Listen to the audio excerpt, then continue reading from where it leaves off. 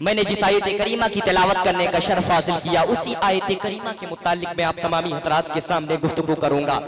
اس سے پہلے آئیے پہلے اس بات کو سمجھتے ہیں، اللہ تبارک و تعالیٰ نے اس دنیا میں بہت سارے مخلوقات کو پیدا فرمایا، تقریباً 60,000 مخلوقات کو پیدا فرمایا۔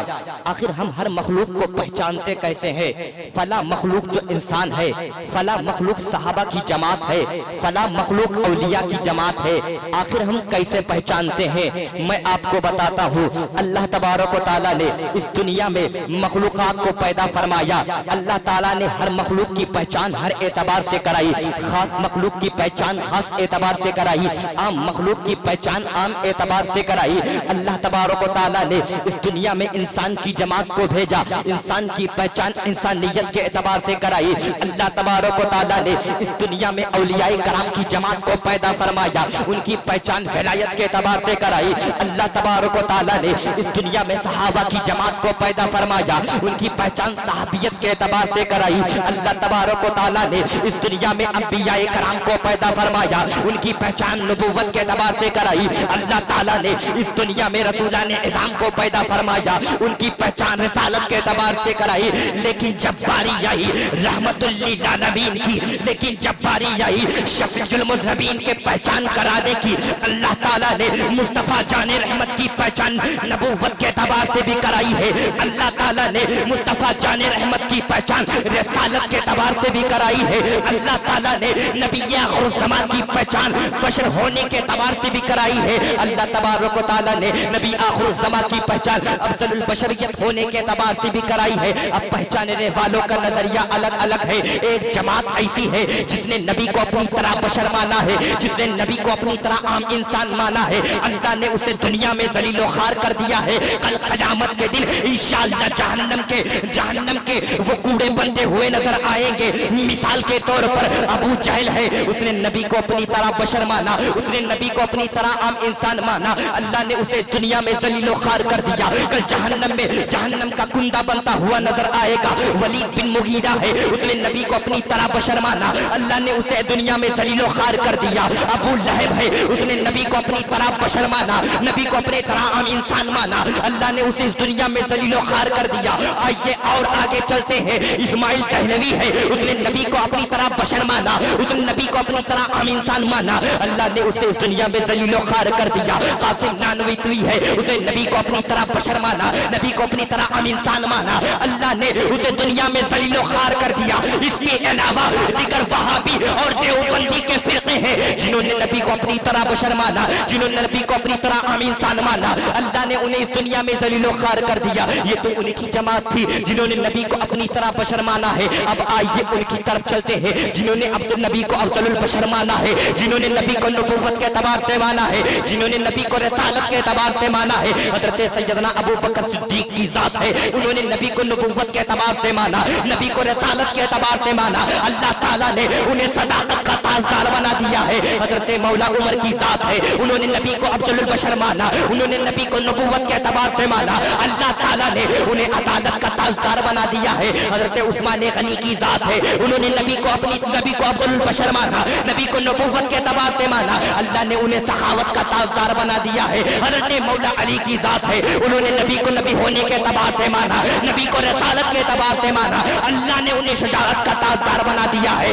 اب آئیے اور آگے چلتے ہیں، پہنچتے ہیں بغداد کی سرزمین پر، پوچھتے ہیں سیدنا سرکار عبد القادر جیلانی سے، سیدنا سرکار عبد القادر جیلانی آخر بتاؤ تو صحیح، آخر آپ نے نبی کو کیسے مانا ہے؟ سیدنا عبد القادر جیلانی کہتے ہیں میں نے نبی کو افضل البشر مانا، میں نے نبی کو نبوت مانا، تبھی تو اللہ تعالیٰ نے انہیں سید الاولیاء بنا دیا، امام الاولیاء بنا دیا۔ اب آئیے اور آگے چلتے ہیں، پہنچتے ہندوستان کی سرزمین پر، پہنچتے ہیں اجمیر کی سرزمین پر، پوچھتے ہیں سیدنا خواجہ غریب نواز سے، سیدنا خواجہ غریب نواز آخر بتاؤ تو صحیح آپ نے نبی کو کیسے مانا؟ انہوں نے کہا نبی کو میں نے افضل البشر مانا، نبی کو نبوت کے اعتبار سے مانا، تبھی تو اللہ تعالیٰ نے انہیں سراج الاولیاء بنا دیا ہے، انہیں ہندوستان کا راجہ بنا دیا ہے۔ اب پہنچو بریلی کی سرزمین پر، پوچھا مؤید ملت طاہرہ مجدد ملت حاضرہ سیدنا امام احمد رضا سے، اے امام احمد رضا بتاؤ تو صحیح آخر تم نے نبی کو کیسے مانا؟ امام احمد رضا کہتے ہیں سب سے اولا وہ والا ہمارا نبی नबी, सबसे बाला वो वाला हमारा नबी, सब चमक वाले उजड़ों में चमका किए, अंधे शीशों में चमका हमारा नबी। और कौन देता है, देने को मुंह चाहिए, देने वाला है सच्चा हमारा नबी। नारे तकबीर, नारे रिसालत, नारे रिसालत, मसलके आला हजरत, मसलके आला हजरत, उर्से मुकद्दस, उर्से मुकद्दस, नारे तकबीर, नारे रिसालत। बहुत खूब, माशाअल्लाह माशाअल्लाह। जवाला हजरत ने कहा सबसे औला वो वाला हमारा नबी, सबसे बाला वो वाला हमारा नबी, सब चमक वाले उजड़ों में चमका किए, अंधे शीशों में चमका हमारा नबी। कौन देता है, देने को मुंह चाहिए, देने वाला है सच्चा हमारा नबी। जब अहमद रजा ने आका को इस तरह माना, आका को इस तरह माना, तो आका ने अहमद रजा का चर्चा इतना बुलंद कर दिया, इतना बुलंद कर दिया कि पूरी दुनिया ये कहने पर मजबूर हो गई, वादी रजा की को है, हिमालय रजा का है, जिस हमने देखिए वो राधा रजा का है। सुभान अल्लाह, बेशक, बहुत खूब, माशाअल्लाह। आका को अपनी तरह बशर कहने वालों सुनो, मेराज की रात है, जिब्रील अमीन तशरीफ लाते हैं, लाने के बाद मुस्तफा करीम के हुजरे में तशरीफ ले जाते हैं। क्या देखते हैं, रात रात को जागने वाला, अपने उम्मतियों के लिए जागने वाला शख्स आज सो रहा है। जिब्रील अमीन पाक परवरदिगार की बारगाह में अर्ज करते हैं, ए पाक परवरदिगार बता तो सही, तेरा महबूब सो रहा है, आखिर इसे कैसे जगाया जाए, आखिर इसके जगाने का तरीका क्या है। पाक परवरदिगार कहता है, ऐ जिब्रील जाके मेरे मुस्तफा के तलवों को बोसा दे दे, मेरा महबूब बेदार हो जाएगा। हजरत जिब्रील अमीन जाते हैं, जाने के बाद मुस्तफा के तलवों को बोसा देते हैं, मुस्तफा के तलवों को बोसा देते हैं। क्या देखते हैं, मुस्तफा बेदार हो गए हैं, लेकिन जिब्रील ने अपने लब को मुस्तफा के तलवों से ना हटाया। जब जिब्रील से जाकर तखय्युल में पूछा गया, ऐ जिब्रील बताओ तो सही, जब मुस्तफा बेदार हो गए थे तुमने अपने लब को मुस्तफा के तलवों से क्यों नहीं हटाया था। तो जिब्रील ने कहा था, ऐ दुनिया वालों सुन लो, मैंने जन्नत के मजे को भी चखा है, मैंने पूरी दुनिया के मजे को चखा है, मगर जो मजा मुझे मुस्तफा के तलवों में नजर आया है वो मजा मुझे किसी चीज में नजर नहीं आया। सुभान अल्लाह, बेशक बेशक, बहुत उसके बाद आका करीम सल्लल्लाहु तआला अलैहि वसल्लम बयान फरमाते हैं, जिब्रील अमीन आते हैं, मेरे कल्ब को चाक करते हैं, उसके बाद मेरे कल्ब से दिल को निकाला जाता है। अब मैं आपसे पूछना चाहता हूँ, इस दुनिया में कोई ऐसा शख्स है जिसके दिल को उसके जिस्म से निकाल लिया जाए, जिसके कल्ब को उसके जिस्म से निकाल लिया जाए, फिर भी वो शख्स जिंदा हो, फिर भी वो शख्स तमाम चीजों को देख रहा हो? नहीं नहीं, बगैर दिल के जिंदा रहने वाला कोई दुनिया में इंसान नहीं है। अगर वो कोई इंसान है जो बगैर दिल के भी जिंदा रहे, जो बगैर दिल के भी तमाम चीजों का मुजाहिरा करे, तो वो आका की जात है। अब मुझे यहाँ कह लेने दीजिए, सारे दुनिया के लोग दिल के मोहताज हुआ करते हैं, लेकिन दिल खुद मेरे मुस्तफा की मोहताज हुआ करता है। सुभान अल्लाह, बेशक, बहुत खूब, माशाअल्लाह। दिल खुद मेरे मुस्तफा की मोहताज हुआ करती है। उसके बाद मुस्तफा के कल्ब को आबे ज़मज़म से धोया जाता है। अब यहाँ फिर सवाल पैदा होता है, आखिर अंबिया मासूम पैदा किए गए, अंबिया तमाम गुनाहों से बरी पैदा किए गए, आखिर मुस्तफा के दिल को आबे ज़मज़म से धोने का क्या मतलब है? क्या मुस्तफा का दिल गंदा हो गया था? क्या मुस्तफा का दिल गुनाहों से गंदा हो गया था? अब मैं आपको बताना चाहता हूँ, ऐ दुनिया वाले सुनो, मुस्तफा के दिल को आबे ज़मज़म से इसलिए नहीं धोया गया कि मुस्तफा का दिल पाक हो जाए, बल्कि मुस्तफा के कल्ब को आबे ज़मज़म से इसलिए धोया गया कि आबे ज़मज़म को मुस्तफा के कल्ब से निस्बत हासिल हो जाए, मुस्तफा के कल्ब से निस्बत हासिल हो जाए। ये मुस्तफ़ा करीम सल्लल्लाहु तआला अलैहि वसल्लम की शान है। ऐ मुस्तफ़ा करीम को अपनी तरह बशर कहने वालों सुनो, तुम मुस्तफ़ा को अपनी तरह बशर कहते हो।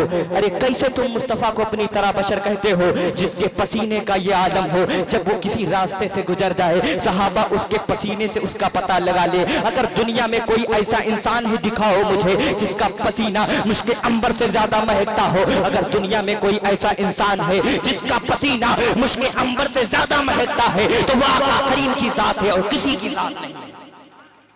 एक नुक्ते की बात आपके समातों के हवाले पेश करके फिर मैं अपनी जगह लेता हूँ। अल्लाह तबारक व तआला ने कुरान मुक़द्दसा में 3 तरह की आयत करीमा नाजिल फरमाई।